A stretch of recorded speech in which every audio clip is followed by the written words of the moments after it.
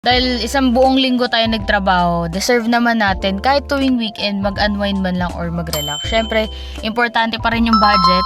So, nag-decide kami na magpunta na lang sa coffee shop bilang maulan din. Tara, samahan nyo ako. May bago na naman kami natuklasan na coffee shop. Lakan pa rin, syempre, na natin kung worth the hype.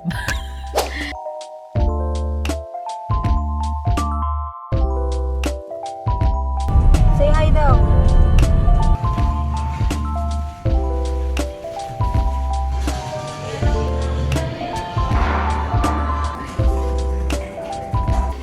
Tikman natin yung strawberry sea salt. Sarap, guys. Oo nga, ang sarap. Nagahalo yung sea salt tsaka strawberry. Matcha latte. Ano to? Make or break to eh. Madamo yung pagka-matcha niya. Hindi siya yung typical na matcha ng coffee shop. Nalagyan ko na ng asukal. Tignan natin.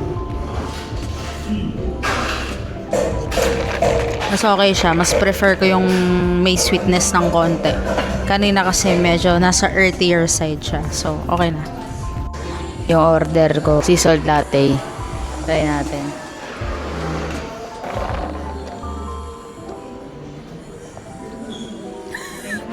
Okay naman siya.